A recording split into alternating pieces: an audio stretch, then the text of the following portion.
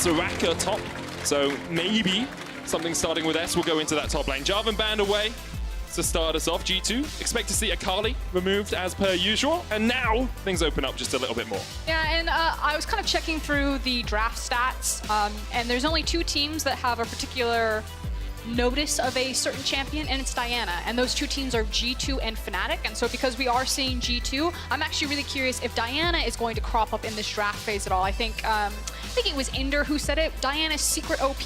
Yes. And I really agree with that. And so that's kind of the champion that I'm looking for in this draft phase, if we're going to get a Diana performance. Well, so far she is through bans. We have Set removed by G2. I wonder how Sona plays into Set. I think it would be a pretty bad matchup for the Sona. I don't think he'll really banned away as well. Well, you raised my hopes now, Froskurinn. We'll see if it comes to pass. Vitality with the first pick. 80 carries both available, Aphelios and Senna there. Yeah, and usually we do see a priority pick of the Aphelios. I personally prefer the Senna, so I'm curious what Duke's going to go for here for Vitality's first pick. Yes, Duke. Gotta be the Senna. He agrees with you. A bit more utility in the 80 carry role. Not quite as much damage, but scales very well. Don't do it to us, Wunder. Don't hover and raise my hopes like this. Jankos just looked very, very nonplussed about the whole possibility. Won't do it. You don't do it now if you're going to do it. There's no way you do it right now. It's Elise. Jankos, the First Blood King, will be back on his most well-known champion, apart from the Sejuani and Braum, obviously. But you would actually assume here that G2 would want to pick up Aphelios as the other ADC or big ADC that was left open. So no surprise to see a jungle ADC rotation. Everything seems to go according to plan just yet. This should be jungle and support. That's the expectation. Supports into the Aphelios. You want things that can dive onto him. The Rakan, the Gragas, of course, 2 very strong champions at getting that Aphelios out of position. Do want to bring attention to the fact that it's still Saken in the mid lane. We're not seeing Milica yet in the LEC. Hope he recovers quickly, of course. And the Gragas has been picked up for Skeanz. Actually had a relatively good performance last week, considering how poorly Vitality played as a whole. He had some very good positioning on the Rek'Sai. Braum will be the final pick for Vitality on this first phase. Yeah, I think it's super fair to just say that no one really knows the ceiling for Vitality right now because there's so many new names. I agree with you. I really liked what we saw from Saken, especially on the Cassiopeia. So I'm really excited to see if he's going to get that champion again. I have a feeling that it will be banned away in the second rotation just because that's kind of been his go-to, that G2 might roll the dice and say, let's see if you can do anything else. I do see Lucian getting all the way through the first phase, picked up by G2 as their final pick, and the flexibility of that is obviously clear to see. Mid, top, and AD carry, it can be played. There's the Cassio ban against Saken, so now Vitality have their options just that little bit more reduced, a little bit more reduced. My guess will be Cassio and LeBlanc bans from G2. Okay. Well, Vitality got a ban there.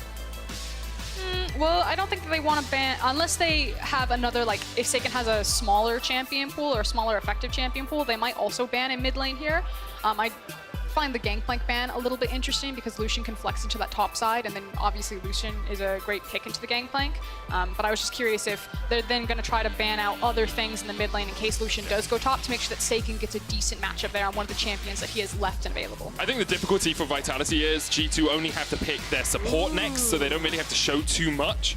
And that means that they can have that flexibility of the Lucian until their final pick and until they've seen all of Vitality's 5 champions. And with the GP and Aatrox ban, now things have turned on their head where we're really starting to thin out the top lane matchup pool for Cabo there. I mean, we still have Sona and Soraka available, so I don't know what you're talking about, Frost. There's still tons of options for these teams. Vitality with a couple of seconds before they get their final ban in. We'll see where they go. Irelia, so lots of top lanes actually gone out of the pool. Soraka and Sona inching higher and higher on this list. The priority's getting bigger. Thresh, the pick for G2. We expected them to go towards a support on that rotation. Thresh, Leona, Nautilus all available, but Mikyx trusting himself on the Soul Warden in that bottom lane. Okay, so what's it going to be, Cabo? What will you reveal potentially against a Lucian top, especially with 3 top lane bans? Yasuo would be fun. Yeah, Yasuo is very fun. I like the ability to get onto that backline as well, especially with the Gragas explosive cast. You have a great synergy already there. Could even try to go for a double flex here, and something that's played in both mid and top lane. Mordekaiser? Wait for the last second to see who's going to go where. I'm just listing champions that More I know Ryze, now. but Yeah, all Ryze works well. And Saken, of course, played Ryze the first time he was on the LEC stage against Misfits. He had a great 2v1 outplay versus Soaz and Maxlaw in the bottom lane, but Rumble also works as a flex. Ornn does as well, technically. We have seen some mid lane Ornn across the last few weeks. I think they've just given away that it's the mid lane Yasuo. Yeah, I think they have as well, but I like a little bit of mystery, a little bit of intrigue. Okay, this is the moment. No, He's hovering it. He's not gonna do it. You got my hopes up so high. They're like, look at his face. He's trolling us as hard as he can right now. Oh, come on. He did it! Yes! Oh, I'm so happy. Okay, and this is good because I've done my Soraka top research. So we are gonna really dive into the nitty gritty of this. I'm so happy, boss.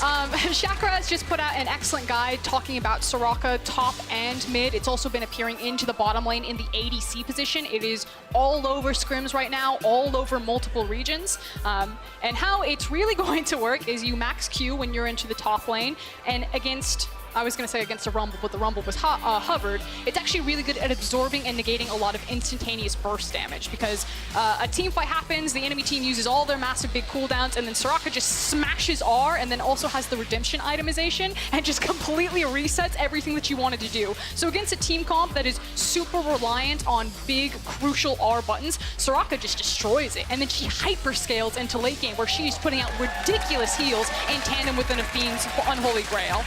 I cannot wait to see how effective the Soraka top is. It's teleport alongside the flash to get back into that lane a little bit easier. We do need to talk about the rest of the lineup. No, only Soraka.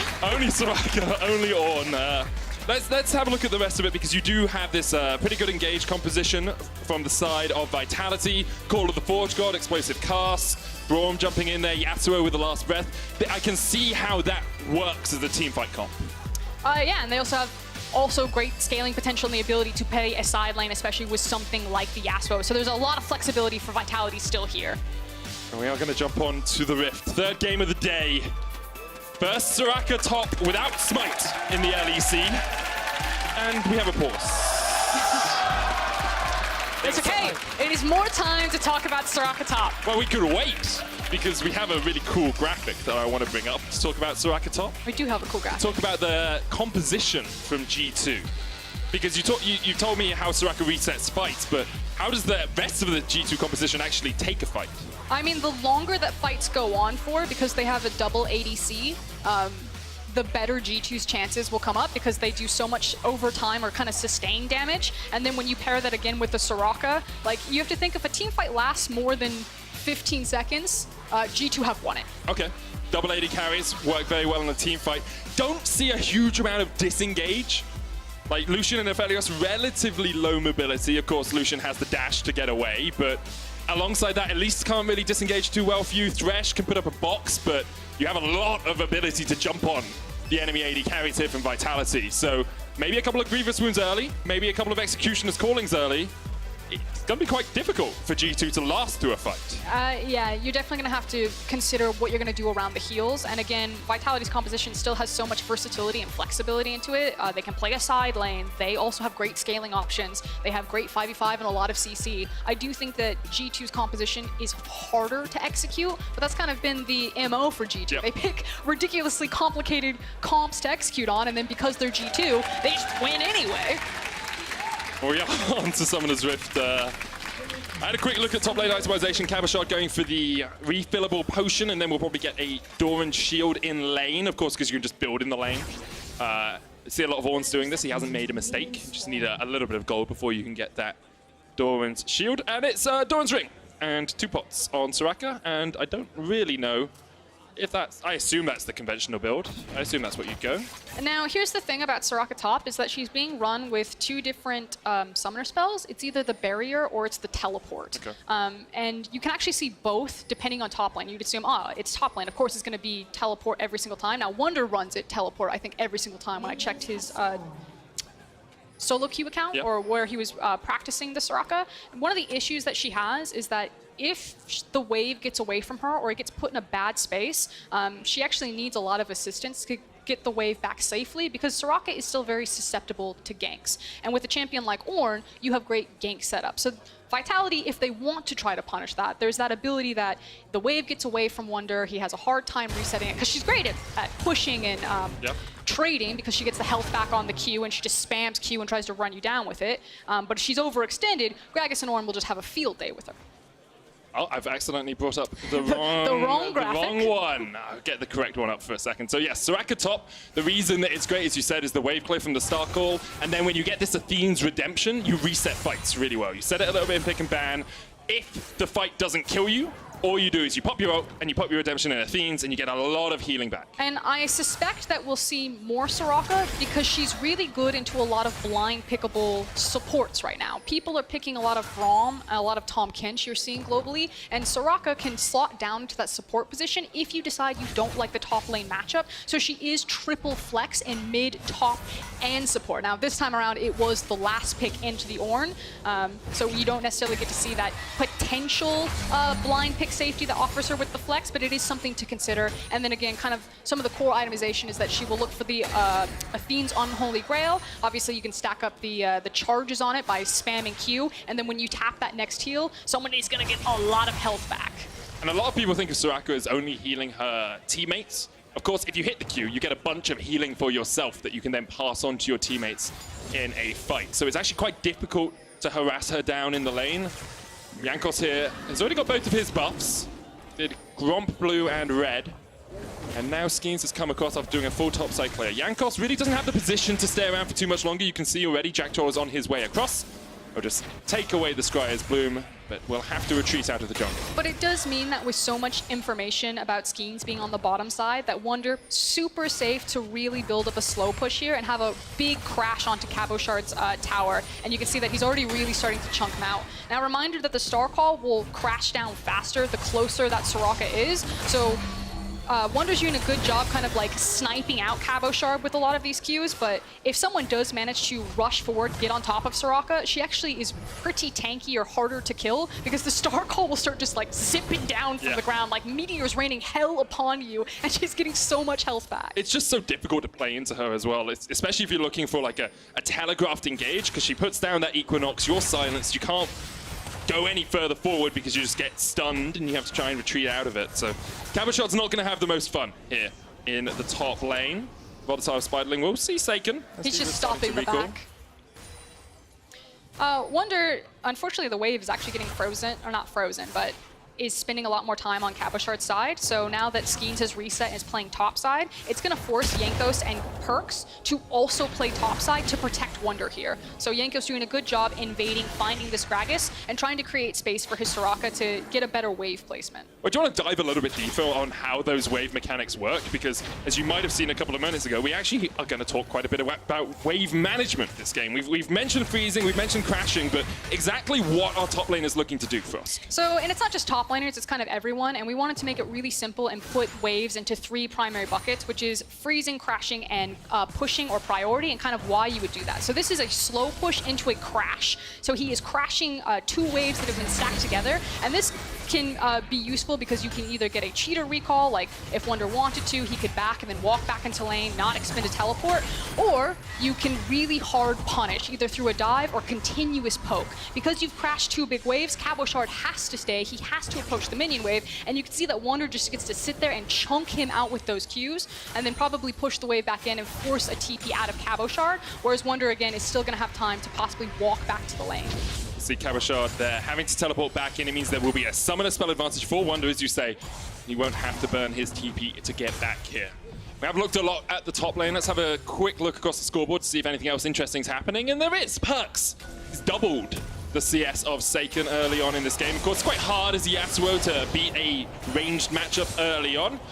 And there has been a little bit of jungle pressure from Jankos as well. So that's a sizable lead early in the game. So what Perkz did right there is dragging the minion wave aggro and then walking to the brush, not only placing the ward, but again, getting the wave to stack up right in front of his tower. Depending on how he thins this, if he hits the cannon creep, now that it's hit the tower, it will potentially bounce back. He can try to keep it frozen here because he's just come off of a back and force Saken to overextend. You can see Skeanz trying to get in here just to protect his mid laner, but that ward that Perkz placed is going to spot them out. Jankos misses the cocoon, and Saken is able to walk to safety. But it's just constant harass, constant poke from Perkz. The culling coming out even. Saken ignited, has to flash away. And that's where you're starting to see the massive CS gaps, 28 to 53 between this Yasuo and Lucian. It's because Perkz is continuously doing maneuvers like that. Getting the wave frozen in front of his tower, Saken has to walk up, overextend, and get smashed. First blood to the first blood king. Jankos sinks in the fangs. Mikyx was there to lend a bit of a helping hand. Didn't actually do too much. Perkz got an assist on it though, so he'll be pretty happy with that. And so far, G2 are just muscling their way through this lane phase. It's actually just disgusting. They've already got a 1,000 gold lead. You have a very big CS lead for Perkz in the mid lane, and now you know Saken has no flash. You can just rinse and repeat. They're looking for a fight up towards the top lane as Cabochard may be caught out. He's going to use the steering charge to get away. Jankos still on the chase, not going to do too much as they just push out the wave. Caps got ignited here. It's a lot of damage coming down. Cop! Dawning Shadow was flashed away there by Caps. Meanwhile, in the top lane, Corner of the Forge God on Wunder, but do they know that Jankos has stayed around? Wunder ignited, Skeanz coming in, Wunder's down. Jankos trying to get something out of this, but this might be 2 quick kills to Vitality. Smite from Skeanz. Going for the dive underneath the tower. Great repel by Jankos, and Cabo will not tank that any longer.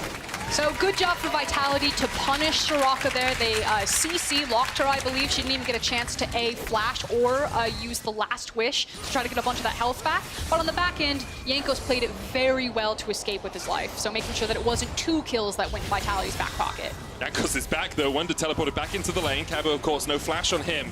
You see Wunder just trying to keep this wave in a favorable position, knowing that Cabochard doesn't have the flash. Taking another look at what happened there. Let's see how long she's CC'd for. So she's up in the air. Stunned. He just held on to it for a long time. He did have an opportunity to flash away, but got outplayed. Maybe thinking that Jankos could react, and if you flash, maybe they back away, so... So I also want to point out what Wunder has done here in the picture-in-picture. So he teleports back to the lane. He takes a super hard trade with the Ornn, knowing that Ornn doesn't have the TP. And I was going to say, usually they would take their backs then. He's going to get an extra buy, kind of get all the mana back, all of the health back that he'd done on a hard trade. But instead, he's actually using the time to clear out vision. But what you can see is those top laners then get a quick back here and then come back super refreshed. And you're still just taking away that much more CS. The wave will collect up, and then eventually it will, I would say, slow push back to him, but as he star calls, he actually just wants to push it in. Trying to get that wave underneath the tower as often as possible. Mikyx once again with the roam here. Saken and Jactroll are having a little buddy-buddy system, but the play comes out. Saken gets the double knockup, dodges the hook. I'm going to say dodges. Mikyx missed it, but we'll give him that one. Then they're going to jump in onto Perkz, but Saken, that was way too greedy, way too much. Another kill goes down to G2. It was a one-ticket ride for Saken. He's like, no matter what happens, I am ulting on this Gragas barrel. Yeah, it doesn't tend to work when you haven't thought through the consequences of your actions. And it was a good timing from Mikyx to get the roam up, of course. Caps had backed away from that bottom lane, and now G2, with a 1,500 gold advantage, will start up this Mountain Dragon.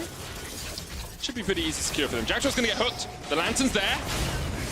And there's the flame. Jactroll flashes away, but Jankos, the cocoon connects. Right at the tip of it, you have to feel. Caps now joins the action. He gets his first kill of the game. Did Mikyx make up for the initial dodge? That was a super easy hook. He was on ward. Yeah, but he got a sweet lantern. He got the hook, the nice setup. Nah. Got to do a few more of those. I need some mad life hooks if I'm going to give Mikyx the benefit of the doubt. Especially since last week, he did have a few inting moments early on in the game. I think all of G2 had a few inting moments early on in the game last week. I think they were average 1.7 thousand gold behind at the 15-minute mark. I mean, we heard it from Vedius. G2 had a bit of a messy early game last week, but much cleaner this time around. Yeah, it's been a lot better for them. A quiet 50 CS lead in the mid lane. And a 10 CS lead in the bot lane, which sounds nowhere near as impressive, because it's not. But Jankos also has about a 600 gold advantage because of his 2 kills on this Elise, made his name for it, a name on it, when he first joined the league all those years ago. And Vitality just trying to find the scraps that they can. 2,500 gold behind, they will get a Rift held, which is something good, especially before the 14-minute mark. You can get some plates, but look at how much CS they're losing in the bottom lane because of this. It's also the fact that Caps is getting a lot of free gold and free experience by himself. Excuse me, solo gold and solo experience by himself. Yeah. Since Mikyx has been roaming around a lot. And as Vitality walk back to this tower, they need to be very careful. There's at least 3 members of G2 sniffing around down here. And Vitality really don't have any vision in this bottom side of the jungle. You can see Caps gets a couple of plates, has a 10 CS lead or so, gets his back, and we'll see where he decides to go for that first item. Caulfield's Warhammer and the Cloak of Agility, slightly nerfed on this patch, but do build into the Essence Reaver still. I think there's a chance that Vitality use the Rift Herald down here. Skeanz is still behind them. Yeah, it's quite possible. The thing with the Rift Herald is you want to take as many plates as you can before you put it down, because it does true damage. So you build up the Bulwark stacks, and then you let the Rift Herald get the extra charge in, working past that extra armor and magic resist that a tower gets. And it looks like they weren't here for the Herald, but just for the priority over the bottom side river, as now Skeanz and Jactroll have cleared all of this vision out, although there's still 2 deep wards behind them from G2. Well, we'll see what G2 decide to do. They do have teleport on Wunder, but that's on cooldown right now. A good ward there for Mikyx will spot out Skeanz, and I believe we'll see Saken when he comes around the corner here. Yeah, now they know he's here. There's the Rift Herald. G2 shouldn't defend this. It's very greedy to defend. But they have 4 members running down here, so here comes Perkz and Jankos. But that tower's almost gone. Mikyx's looking for... Mikyx stepping forward. A flash. He's looking for something. Comp gets the Glacial Augment slow. G2 have been able to keep the tower alive. Oh, Graviton's gonna get the root, and here comes the engage. Jactroll puts up the Unbreakable, and some damage comes down. There's a Dawning Shadow. Jankos almost dead. Piercing Darkness will just about keep Jactroll alive. Perkz up towards the top side. He's just 1v1ing Saken. Forsaken by his team, forsaken by nature. They can dive. Mikyx flashes forward. Skeanz with the stopwatch almost gets the play, but Perkz is just diving it. The wish comes out, and that's more than enough. That's one more. Perkz has got the double. Skeanz gets the teleport from his teammates trying to defend. Cabochard's going to call to the Forge God. Lands on Caps. Looking for the stop, but Caps gets the lantern away. Saken flashing forward. Jankos still alive, and another goes down. Now it's all Skeanz underneath the tower. Mikyx takes it up, and Perkz flashes for his second double of the fight. And I think that might be all she wrote. Only 13 minutes in the game, but you are witnessing what G2 do best, and it is style and flex on their opponents with perfect execution. Incredible stuff there by G2. The tower aggro, the kiting in and out, get the first tower of the game, and with it, a 6,000 gold lead. And meanwhile, of course, we didn't get to talk about this with Soraka. Like Gangplank, doesn't have to teleport to participate in fights because she has the Global Wish. We said that they could dive knowing that Soraka had the ultimate available. Cabo decides to commit to his team, and now he's going to lose very hard. So what was a fairly close 10 CS difference between Ornn and Soraka has now opened back up as Wunder got to participate, pick up all of those assists, and stayed fat and happy on the top side of the map. Have another look at that fight, because it drew on for a long time. Really cool setup from Caps to use the ultimate to, get the purple locked down. And then it looks like for a second that Jactroll's going to go down. He does manage to bounce back to safety, but the difference between Saken and Perkz, 2 levels, I believe it was right there. Just finds the 1v1. Good stopwatch from Skeanz to dodge out from the Death Stance, but there's the wish from Soraka, giving G2 the all go-ahead to look for the dive. Really nice outplay from Caps on the stopwatch himself. That's, again, all she wrote. That poor tower is still alive. A stiff breeze will take it down.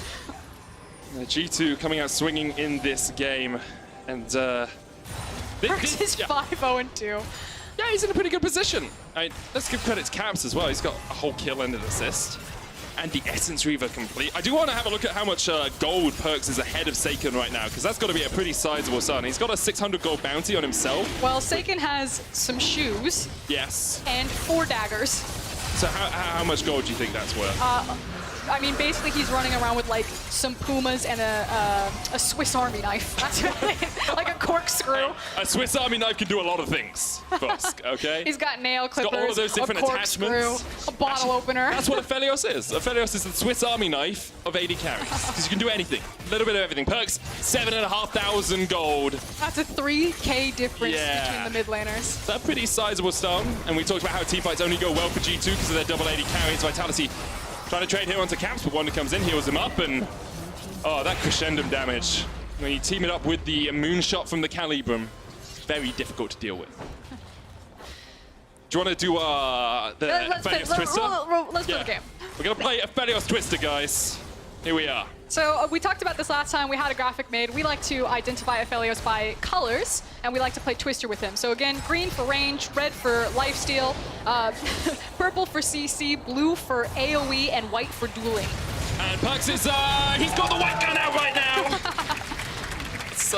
And Lucian for owning. Yes, Lucian for owning. You only have to feel sorry for Saken here.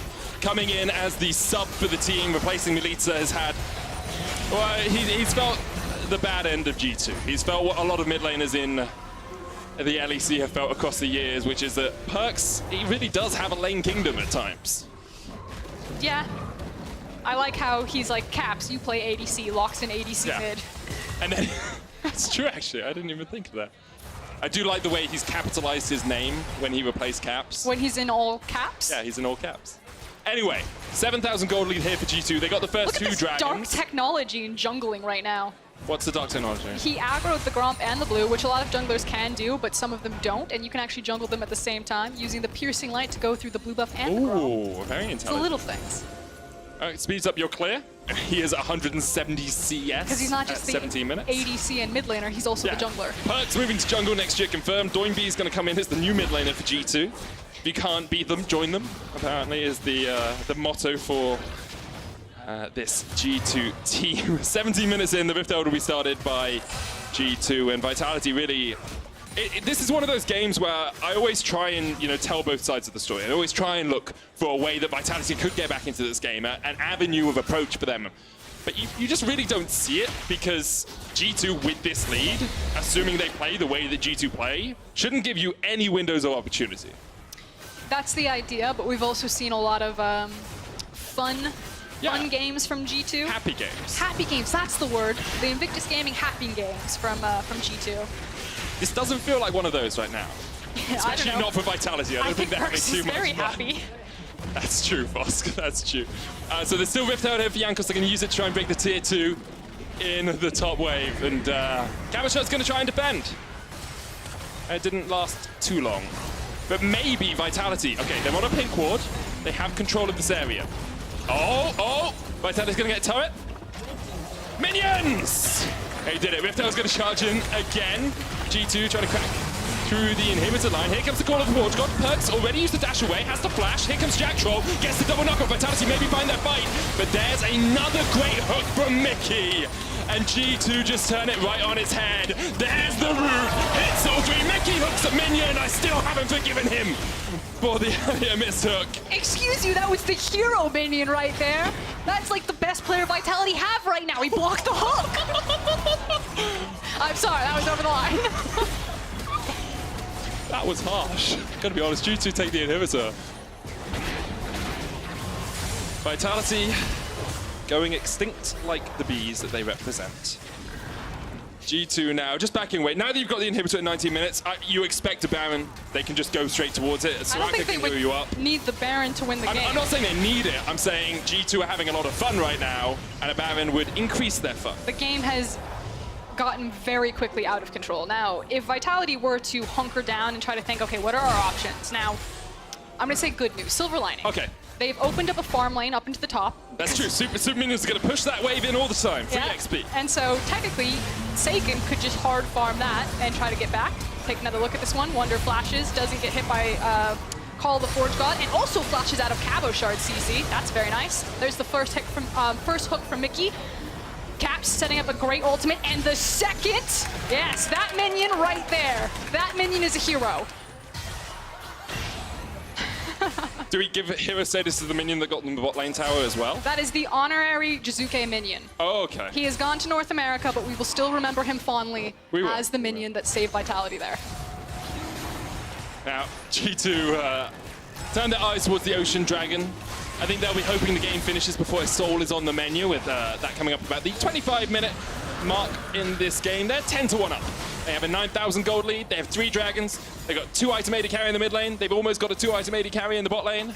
They have Soraka on her power spike of Redemption and Athenes. She'll probably look for a Ardent Sensor now because she's running a double ADC, and you can see that she's already got the, what is the Fairy Charm upgrade called? Fairy Charm. Well, she's got the 2 Fairy Charms into the little rock. Why do you keep testing me on these? It's not a pop quiz, I promise. love you so much, but sometimes give me a second to Google, you know?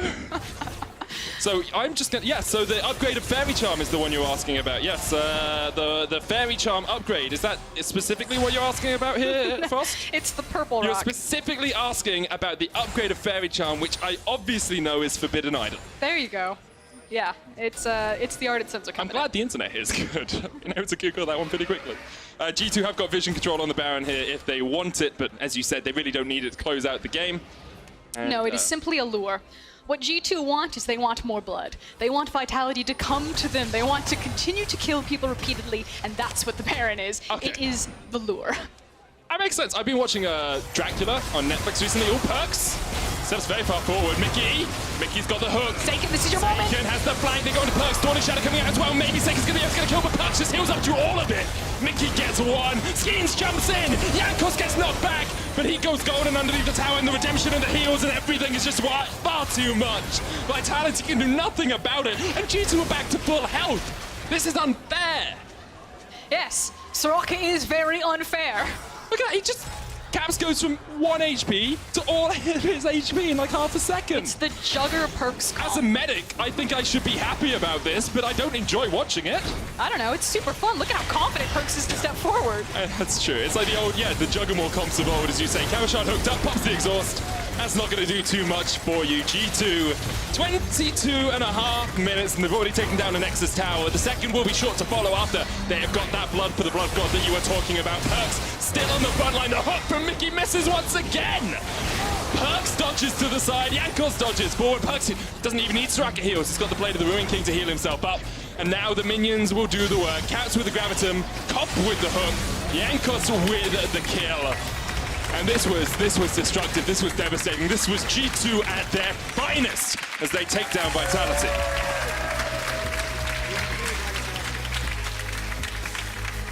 And man, if it's word, it wasn't Sona, but we did get the Soraka top. Thank you, Wunder. Yes, but I think it's less surprising than the last time he played Soraka top and won. I believe he is the only player in the LEC with a winning record on Soraka top. He also has the most experience on it. 2 whole games. 2 whole games. The dark technology needed to take them perhaps to more than a 0-3 in the World Finals. Of course, commiserations to Vitality. Was not an easy game to play, but whenever you play against G2, I think you have to count it as a learning experience. Yeah, it's the measuring stick. You know, you're just going to see how tall you stand on that day. And while we did talk a lot about the Soraka top as Wunder and Cabochard, nice little friendly greeting there. Perkz was really the quiet standout that game. 50 CS lead, unkillable. I think he finished the game like 7-0-2. Hard flexing on people. Back in the mid lane. Your key player of the game vote is available on Twitter. It's at LEC. Wunder, Jankos, and Perkz are options. And well played, well played. I'm sure Perkz believes that he deserves the key player of the game. I think